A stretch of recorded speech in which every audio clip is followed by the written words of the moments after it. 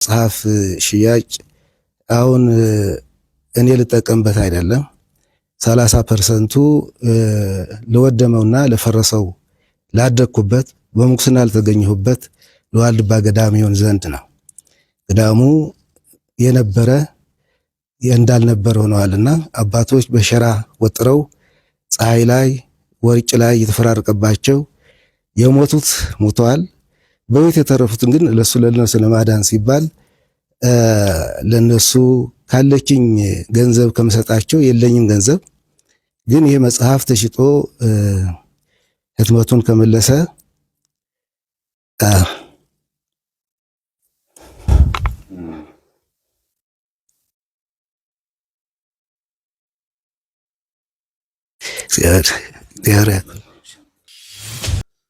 ብፁዕነታቸው በቃለ ማሕዘን በሚያሳዝን ቋንቋ ነው የገለጹት፣ በእንባ ነው የገለጹት። እንባም ስለያዛቸው ሰፋ አድርገው ለመናገርም ባላችሁ ስሜታዊ አገላለጽ ለመግለጽ ነው የከበዳቸው። የገዳሙ ሕይወት በውስጥ ህሊናቸው በአእምሯቸው ስለሚመላለስባቸው ሁላችንንም ውስጣችንን ወደ አላስፈላጊ ስሜት ነው የተሰማን። የዋልድባ ሕይወት የዋልድባ ኑሮ ነው የሚኖሩት ማለት ይቻላል። ምንም መናኛ እንደ ከወጣ ወጥቷል። ስለዚህ ወንድሜ ቤተሰቤ የሚሉት ነገር የላቸው። ቅዱስ አባታቸው ወላጅ አባታቸው ሙተው መናኝ እንግዲህ አባቱም እናቱም ቤተክርስቲያን ናት አሉ። እኛ ደግሞ እዚያው ክልል ስለነበርን ያው እንደ ሰውኛው ልቅሶ ደርሰናል እዚያ ጋር። እሳቸው ግን ባሉበት ሆነው በጸሎት ብቻ በጣም ጠቃሚ ነው። በቋንቋው ካልተማረ ማንም ሰው ይሆን ምንም መጽሐፍት ቢሆን ቢጻፉም ቢነበቡም ምንም ማይሰማ ማያነብ ከሆነ በቋንቋው የሚጠቅመው ነገር አይደለም፣ ከንቱ ነው ማለት ነው። ስለዚህ እነዚህ መጽሐፍት ተተርጉመው በቋንቋቸው እንዲጠቀሙ የተደረገው ስራ ብዙ አባታችን አቡነ ሳሙኤል በእውነቱ በጣም የሚያስመሰግን ስራ ነው እየሰሩ ያሉት። እንደተባለው ብዙ መጽሐፍት ተጽፈዋል። አሁንም ደግሞ እነዚህ ታላላቅ ቅዱሳት መጽሐፍት ደግሞ እንደገና በቋንቋ በትግርኛ ቋንቋ አማርኛ የማያውቁ ወገኖቻችን በቋንቋቸው ቢማሩና ቢያጠኑ እግዚአብሔርንም ቢያመሰግኑ ትልቅ ዋጋ ያሰጣል በእውነት።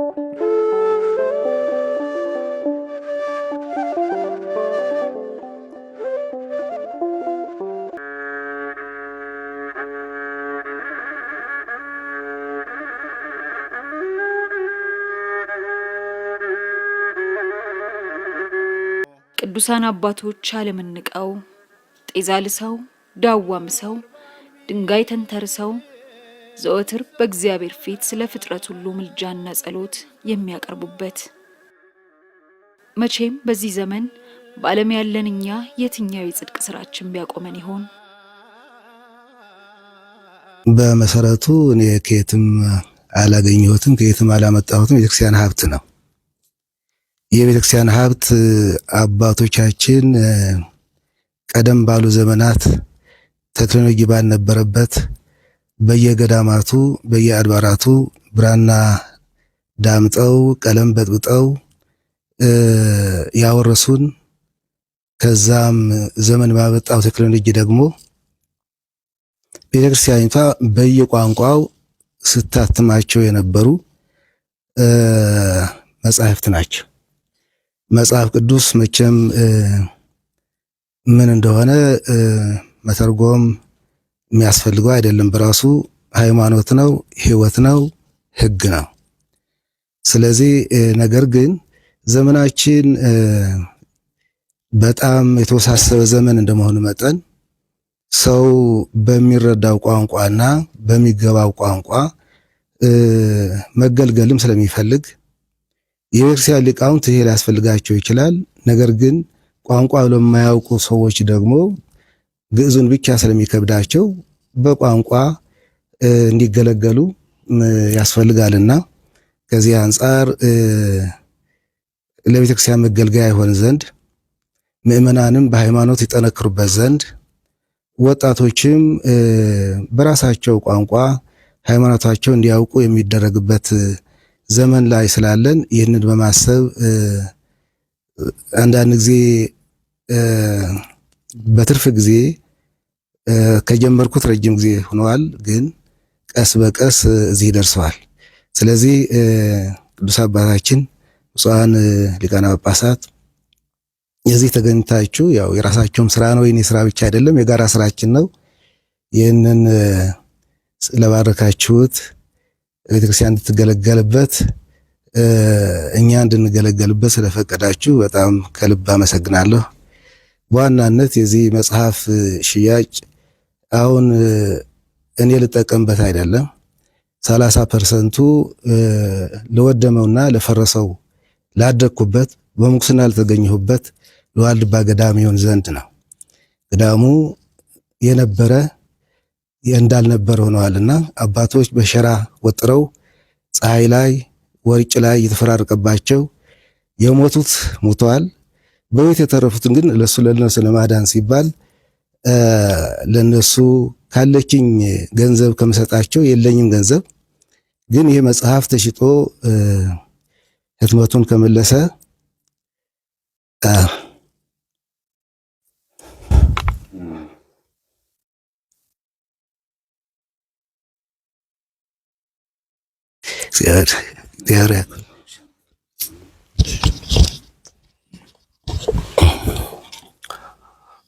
ብፁዕ ቅዱስ አባታችን ብፁዓን አበው ሊቃነ ጳጳሳት ብፁዕነታቸው ከእንባ ጋር ያስተላለፉት አባታዊ መልእክት በዜና አበው ወደ ተጻፈ ወደ አንድ አብይ ሐሳብ ወሰደኝ። ከአበው አንዱ አሃውን ሰብስበው ስለ ምህሮ ሲነግሩ ሲመክሩ ሲያስተምሩ መሃሩ በልሳን በቋንቋ አገልግሉ። ምንድነው ጥቅሙ ካላችሁ እኔ በአንደኛው ጊዜ በአንደኛው ዘመን ወደ አንድ የተለየ አካባቢ ሄጄ ሶበ መሃርኩ በልሳኖሙ ከሰቱ አይዛን ይሆሙ ከመይስሙኒ በቋንቋቸው በማስተምርበት ጊዜ ጆሮዎቻቸውን ከፈቱ፣ ሰሙኝም አደመጡኝም። ወኮኑ ለሕይወት ከኃጢአት ተርፈው ለሕይወት ሆኑ ብሎ ያ ታላቅ አባት ለልጆቹ ይህን ምክር አስተላልፏል፣ እንዴት ማገልገል እንደሚገባቸው። እና ማለት የፈለኩት ምንድነው በቋንቋ ስናገለግል በርከት ያሉ የሚተርፉ ለሕይወት የሚሆኑ የሚከፈቱ ጆሮዎች ያሉ መሆኑን ነው። ብፁዕ ቅዱስ አባታችን ብፁዓን አበው ሊቃነ ጳጳሳት የዚህ መርሃ ግብር ማጠቃለያ የቅዱስነቶ አባታዊ መልእክት መሆኑ እንደ ሐዋርያዊ ትውፊት የሚጠበቅ ነው፣ የሚታመን ነው። ብፁዕ አባታችን አቡነ ጎርጎርዮስ ብፁዕ ቅዱስ አባታችን የዚህን መርሃ ግብር ማጠቃለያ አባታዊ መልእክት ያስተላልፉልን ዘንድ እንዲጋብዙልኝ በፍጹም ትህትና ዝቅ ብዬ እጠይቃለሁኝ። ቅዱስ አባታችን ብፁዓን አበው ሊቃነ ጳጳሳት፣ የተከበራችሁ የዚህ ፕሮግራም ተሳታፊዎች፣ ሊቃውንት፣ የዚህ መድረክ ባለቤት የሆናችሁ የተገኛችሁ፣ እንደተባለው ብፁዕነታቸው በቃለ ማህዘን በሚያሳዝን ቋንቋ ነው የገለጹት፣ በእንባ ነው የገለጹት። እንባም ስለያዛቸው ሰፋ አድርገው ለመናገርም ባላችሁ ስሜታዊ አገላለጽ ለመግለጽ ነው የከበዳቸው። የገዳሙ ሕይወት በውስጥ ሕሊናቸው በአእምሯቸው ስለሚመላለስባቸው ሁላችንንም ውስጣችንን ወደ አላስፈላጊ ስሜት ነው የተሰማን። ቅዱስ አባታችን ገዳሙ ታላቅ ገዳም የሁሉም ኢትዮጵያውያን የሚገናኙበት ማዕከል ሆኖ የሚያገለግል የነበረ ገዳም፣ ትልቅ ገዳም አንድ ይባላል እንጂ በዘርፉ ብዙ እልፍ አእላፋት መነኮሳት የሚገለገሉበት ብዙ ብዙ ብዙ እግዚአብሔር የሚፈልጉ ሁሉንም የሚገናኙበት የእግዚአብሔር መገናኛ ማዕከል እንደነበረ ለኢትዮጵያ ሕዝብ ግልጽ ነው፣ ለዓለም ግልጽ ነው። የሆነ ሆኖ ግን ያ ገዳም እንዳልነበረ ሲሆን ግማሹ ሙተዋል፣ ግማሹም እንደዚሁ በየመንገዱ እንደዚሁ ተጎሳቆለዋል ሲባል ሁላችን በያለንበት ሄደን እንኳ የምናውቃቸው አባቶች እንደዚሁ ህርማችን ለማውጣት እንኳ አልተቻለም። የነበረውን ሁኔታዎችን ከአቅም በላይ ስለሆነ ከዚያ ሄዶም አልቁስ መቅበርም አንድ ጸጋ በረከት ነው እና እንዲህ በየሜዳውና በየተራራው በየኮረብታው በየወንዛውንዙ የተጎዱ አባቶቻችን ግማሹን ዘግቶ በዚያው ወደ እግዚአብሔር የሄዱት ህልፈተ የተገጠማቸው ብዙ ናቸውና ይህንን ለመግለጽ ብዙ መናገር ይቻል ነበር። ነገር ግን ካለው ፕሮግራሙ ሂደት ቅዱስነቱ ይህን መጽሐፍት ደግሞ በዚህ ቢጽናኑ ጥሩ ነው የሚለውን ብፁዕነታቸውን ለዚያ ለተጎዳው ገዳሙ እንዲያሰራራ ያሉት የቀሩት የሰረፉት አባቶች ደግሞ እንደዚሁ በረሃብም በእርዛትም በተለያዩ አቅጣጫዎች ከሚተረፉት ደግሞ ለዚሁ መጽናኛ እንዲሆናቸው ነው ያዘጋጀሁት የሚል አጀንዳ አቅርበዋልና ተናግረዋልና ለዚሁ ያሰቡት ብፁዕ አቡነ ሳሙኤል ብዙ ልምድ የነበራቸው ያላቸው ናቸው።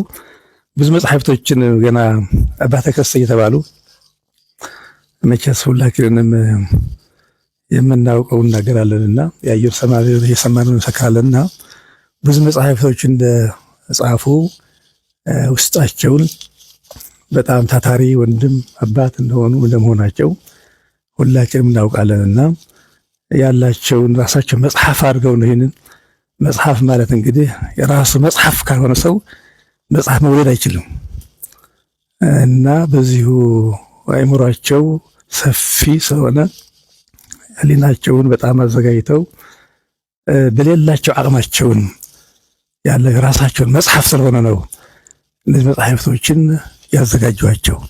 ስለዚህ ከሁሉ አቅጣጫዎች አቡነ ሳሙኤል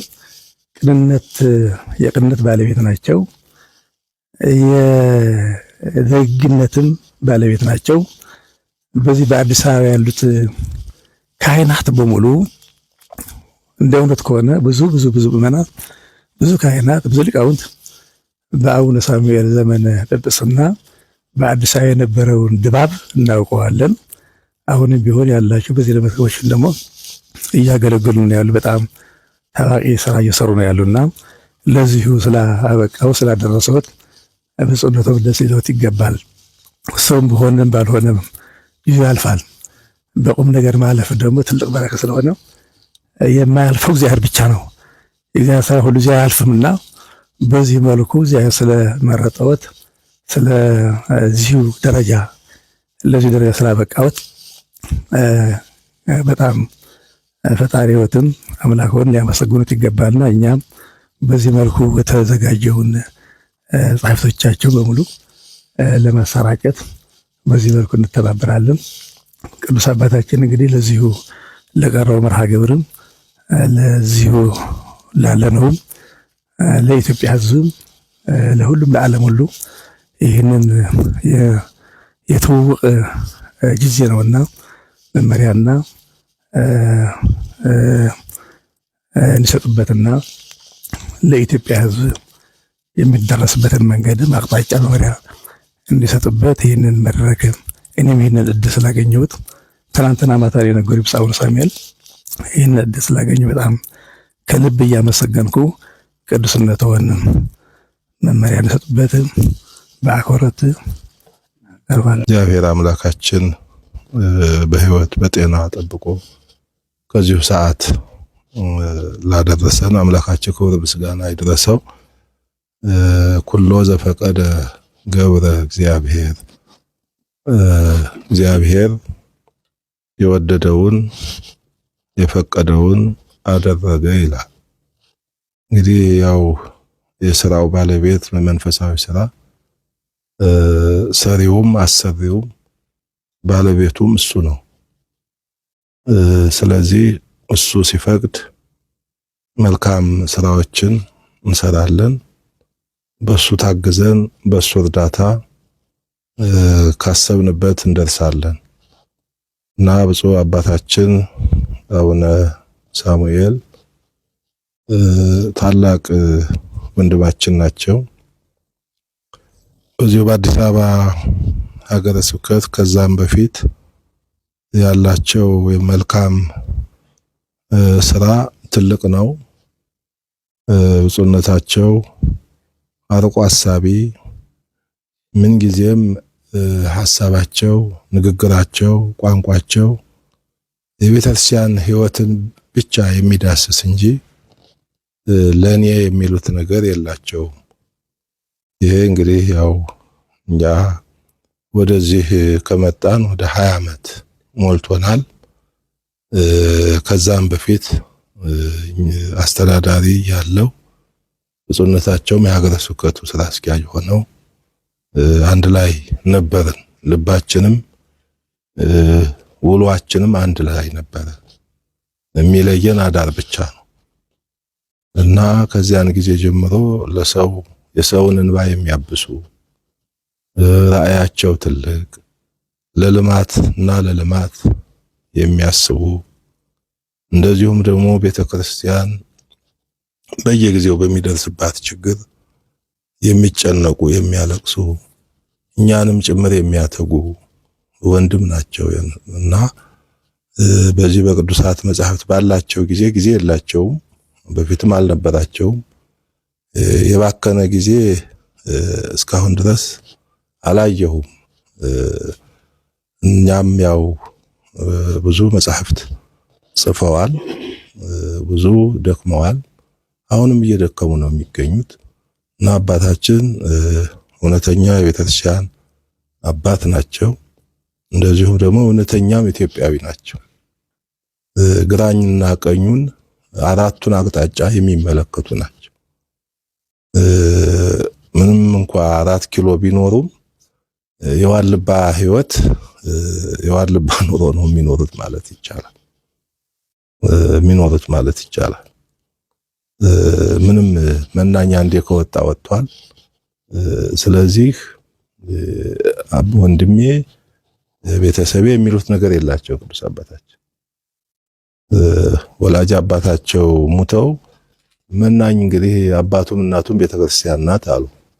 እኛ ደግሞ እዚያው ክልል ስለነበርን ያው እንደ ሰውኛው ልቅሶ ደርሰናል እዚያ ጋር። እሳቸው ግን ባሉበት ሆነው በጸሎት ብቻ መናኛ እንደ ከወጣ አባቱም እናቱም ያው አባቱ እግዚአብሔር ነው፣ እናቱ ደግሞ ቤተክርስቲያን ናት ብለው በዚህ አባትነት ህይወት የሚኖሩ ወንድማችን ናቸውና እንግዲህ እሳቸው ነገር መልካም ስራ ብዙ በዚህ ደቂቃ በዚህ ሰዓት ተናግሬ ጨርሰውም አልችልም። ዞሮ ግን እንግዲህ እግዚአብሔር አበርትቶ ብዙ ስራ በእሳቸው ላይ አድሮ ብዙ ስራ እንዲሰሩ አድርጓቸዋል። አሁንም እየሰሩ ነው ያሉት። ይህ እንግዲህ እግዚአብሔር ፈቃድ ነው። ያለሱ ፈቃድ ምንም መስራት አይቻልም። እሱ ስለፈቀደላቸው ነው እና አሁንም በዚህ በቋንቋ በትግርኛ ቋንቋ እንግዲህ እዛ ክልል እኔም ብዙ ዘመን ቆይቻለሁ በአባትነት። የመጻሕፍት በቋንቋ የታተሙ መጻሕፍት የሉም። አንድ ጊዜ መጽሐፍ ቅዱስ በትግርኛ ታትሞ በብፁዕ ቅዱስ አቡነ ጳውሎስ ለመጀመሪያ ጊዜ ታትሞ ተመርቋል። ቅዱስነቱ መርቀዋል ይመስለኛል። እና የመጀመሪያ ጊዜ እዚያ ስንሄድ በብፁዓን አባቶች ጸሎተ ወንጌል ደርሶ መጽሐፍ ቅዱሱን በዚያው የሚያነብ ጠፋ። ቅዱስ አባታችን የሚያነብ ጠፋ። እንግዲህ ልምምድ ከሌለ ያው ይጠፋል አይደለ? ስለዚህ ከዚያን ጊዜ አንዲት መጽሐፍ ቅዱስ 2 መጽሐፍ ቅዱስ ያው በየጊዜው ታትመዋል። ይሄን አውቃለሁ። ከዛ በተረፈ ግን የጎረቤት ያሉት ቀደም ብለው ስለሰሩ የነሱ ካልሆነ በስተቀር የጸሎት መጽሐፍትም ይሁን የሚነበብ ለእውቀት የሚሆን መጽሐፍት በጠቅላላ በቋንቋ አልተጻፈም፣ የለም ማለት ይቻላል። እና እንግዲህ በዚህ ዘመን ደግሞ ዘመኑ የሚጠይቀው መስፈርት ነው። ቤተክርስቲያኗ የሁሉም ቋንቋ ተናጋሪዎች ምእመናን እናትም አባትም ናት። ስለዚህ እንደ እናትነቷ ያው መግቦት ማቅረብ አለባት። እናት ለልጆቿ ትጨነቃለች፣ ታስባለች፣ ትወጣለች፣ ትወርዳለች። ልጆቿ እንዳይራቡ እንዳይጠሙ ድካሙን ትደክማለች። የቤተክርስቲያን በዚህ መልኩ ለሁሉም ተደራሽ በቋንቋው ተደራሽ መሆን አለባት ብዬ አምናለሁ። ስለዚህ መሰራቱ ትልቅ ነገር ነው ለህዝቡ፣ ለወጣቱ ከቤተ መቅደስ ጀምሮ አገልግሎት የሚሰጥበት ስለሆነ ትልቅ ራዕይ ነው ብፁዕ አባታችን ያዩት። ትልቅ ስራም ነው ያው የሰሩትና ያው የሲኖዶስ ስራ ነው ይሄም ሊሆን የሚገባው የቅዱስ ሲኖዶስ።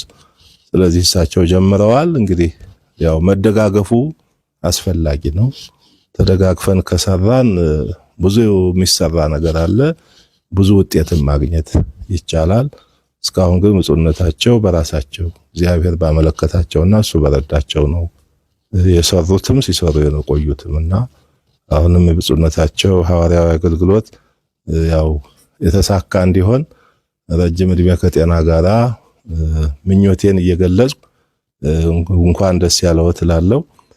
ሁላችንም የዚህ ደስታ ተካፋይ መሆናችንን ያው ደስ ብሎናል።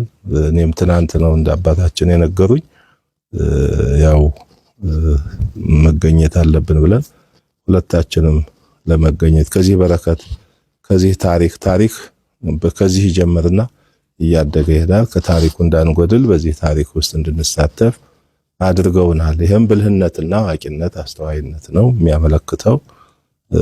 ስለዚህ ያው እግዚአብሔር ከእርሶ ጋር ይሁን። ያው ቅድም በሐዘን በልቅሶ የተሰማቸውን ነው። እሱም ደግሞ በአንዱ በዚሁ በሰሜኑ ባለው በዋልባ ገዳም ብቻ ሳይሆን አጠቃላይ ስለ ቤተክርስቲያኗም ጭምር ነው። እሳቸውን ሕይወትና ሐሳባቸውን ስለማውቅ ነው እኔ የምናገረው፣ በሌላም አይደለም። ያው ይሰማል። አባቶች ነን። ያው እንግዲህ አባቶች በእንባም በልቅሶም እግዚአብሔርን በመጠየቅ በጸሎትም ያው እንግዲህ ለገዳማቱም ለአድባራቱም ለሕዝቡም ያው ሰላሙን ምሕረቱን አንድነቱን እንዲሰጥ ያለው ችግር ደግሞ ፈጣሪያችን እንዲያስወግድ ያው እንግዲህ አባት ነው ለልጆቹ ማልቀስም ያለበት ማዘንም ያለበትና ያው የሶስ ብፁዕነታቸው ስሜት የሁላችንም ስሜት ነው። የብፁዕነታቸው ሐዘን የሁላችንም ሐዘን ነውና እንግዲህ እግዚአብሔር ለሀገራችንም ለቤተክርስቲያናችንም ሰላሙን ያድልልን። እግዚአብሔር አስጀምሮ ይህንን ስራ ላስፈጸመውት ለአምላካችን ለእግዚአብሔር ክብር ምስጋና ይሁን። ይበቃኛል። ብፁዕ ወቅዱስ አባታችን፣ ብፁዓን አበው ሊቃነ ጳጳሳት፣ ክቡራን የዚህ ታላቅ ጉባኤ ታዳሚዎች፣ ብፁዕ ወቅዱስ አባታችን ብፁዕ አቡነ ሳሙኤልን እኔ በእውነት ከማውቃቸው ገና አባ ተከስተ እየተባሉ እያለ በጎንደር አካባቢው ነበሩ። ከዛ በኋላም ወደ አዲስ አበባ መጡ። ከዚህ አብረን እንግዲህ እንደ እግዚአብሔር ፈቃድ አዲስ አበባ ጎንደር ነበሩ። ከጎንደር ወደዚህ ሲመጡ አብረን እዚህ ላይ አብረን መከራውም ደስታውም አብረን ነበር። ከዛ በኋላ ተነስተው ወደ አሜሪካ ሄዱ። አሜሪካን ቢቆዩ በእግዚአብሔር ፈቃድ ቅዱስነቶም ያውቁታል።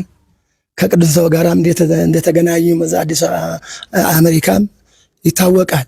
ከጊዜ በኋላ ደግሞ እግዚአብሔር ፈቃድ ሆኖ ወደዚህ ተመለሱ። ከዚህ ከተመለሱ በኋላም በዚህ በአዲስ አበባ ሀገረ ስብከት ምን ያህል ስራ እንደሰሩ ምን ያህል ውጤት እንዳስመዘገቡ ይህች በእውነት ቅዱስ አባታችን ይህች ቢሮ የተሰራችው በሳቸው ናት። አሁን የአዲስ አበባ ሀገረ ስብከት ህንፃ በሳቸው ተሰርታ በሳቸው ነው የተመረቀችው። ከዛ ከተመረቀች በኋላ ግን ሌላ ተነሳና ሌላ ሆነ ማለት ነው። ከዛ የነበረው ፈተና ታውቃላችሁ ማለት ያ ፈተና መቼም እንዴት እንደሆነ ይታወቃል። የሆነ ሆኖ ግን ኩሎ ዘፈቀደ ገብረ እግዚአብሔር አሉት ብፁዕ አባታችን በእግዚአብሔር ፈቃድ እዚህ ላይ ደርሰው ይህንን መጽሐፍት እኔ በእውነት ቅዱስ አባታችን እኔ አሁን ከሁሉም ከዚህ ቦታ እስካሁን ድረስ ዝም ብዬ ከቅድስ ማርያም ወደ ቤተክርስቲያን ነው እንጂ ወደ እንደዚሁ ቀርቤም አላውቅም። እዚህ ግቢም ራሱ ብዙ እዚህ ከቅዱስ አካባቢ ነው እንጂ የማለየው እዚህ አካባቢ ዝም ብዬ መጥቼ አላውቅም። ዛሬ ግን እሳቸው እንደ ሐሳብ ጠርተው በዚህ መገኘት አለበት ብለው በእውነት ከሚገርማቸው የጥንቱ ሐሳባቸው ሳይለቁ ጠርተው ነው እዚህ የተገኘሁትና እጅግ አድርጌ በእውነት ደስ ስላለኝ ነው እንግዲህ የተነሳሁትና ዝም ብዬ አንዲት መዝሙር ለደስታዬ ሌላ እንትን የለኝም። አንድ ደስታዬ ለመግለጽ አንዲት አዎን ብዬ አንዲት ደሞ ወረ ብዬ እንዳቆም ቅዱስነቱ እንዲፈቅዱልኝ በታላቅ ትሕትና ጠይቃለሁ።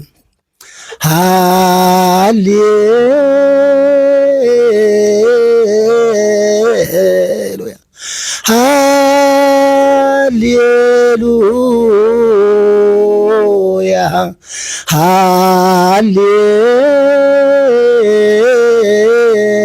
ሃሌሉያ ሃሌሉያ ገቢረ ፈቃደ እግዚአብሔር ፍጹም መጽድቅ ውእቱ ወተግሶ እምኩሉ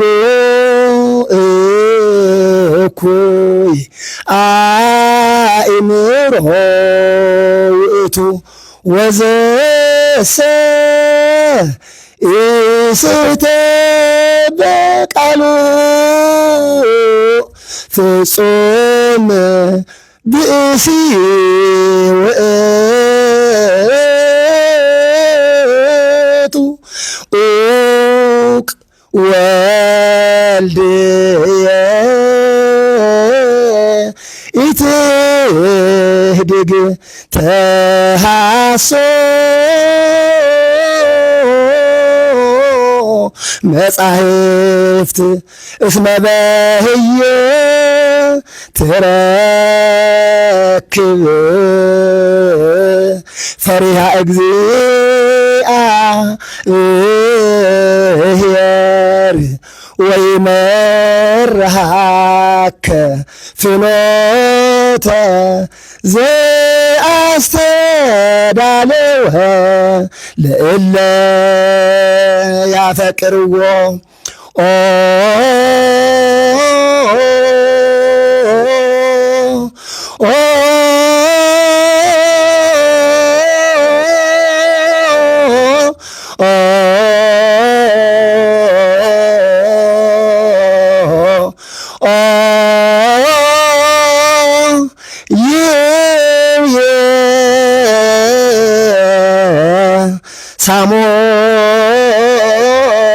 ሳሙኤል ሳሙኤል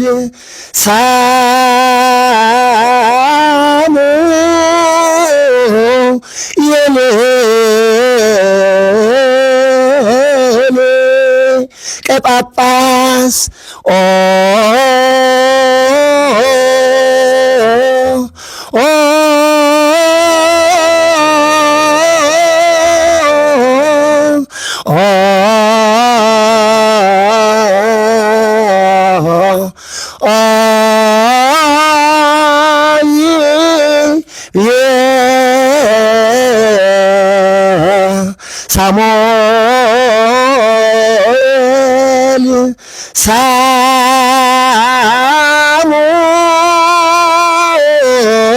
ሳሙኤል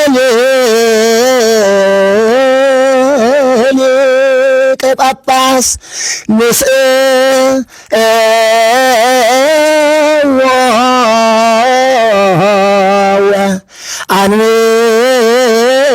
አንብዎ ንስእዎ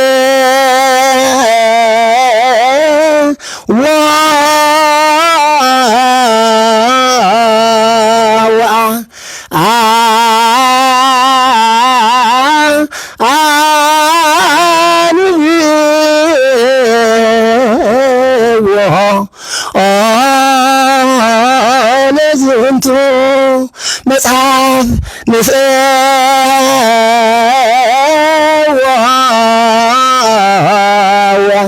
አንብቦ ንጽዋ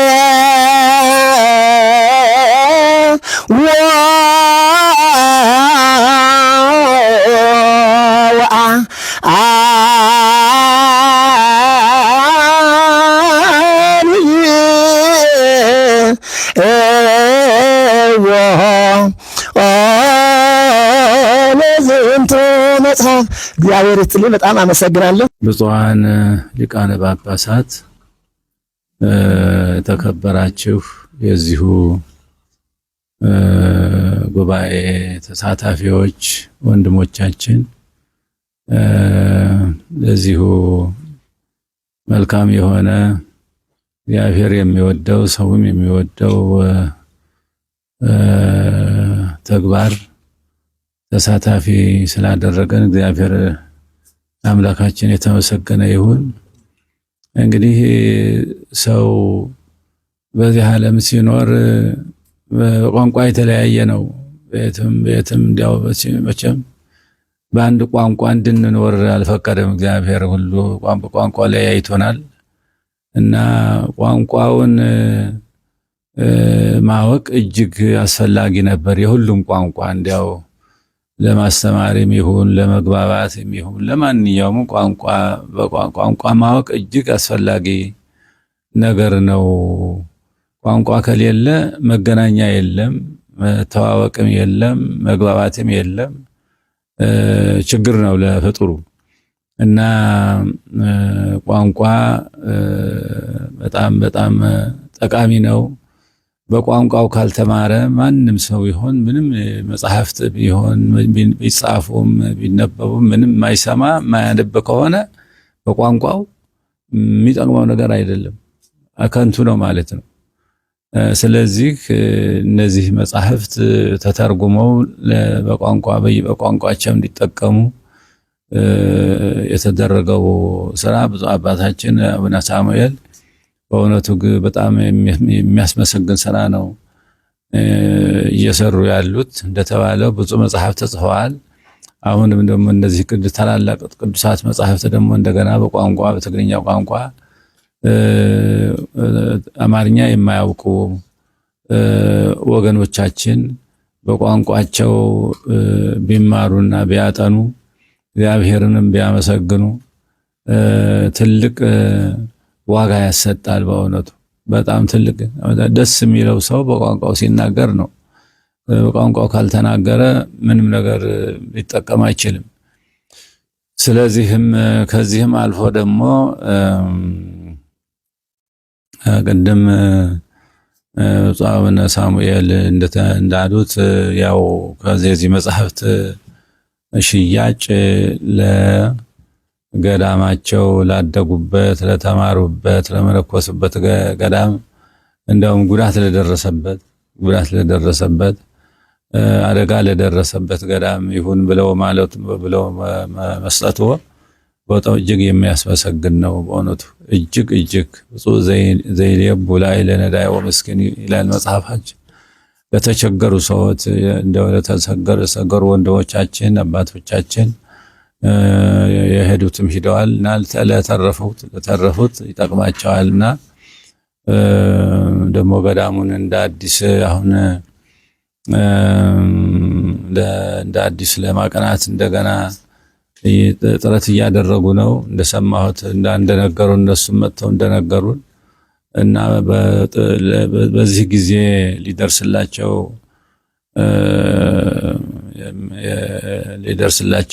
ብዙ ሰው ሊደርስላቸው ይፈልጋሉ።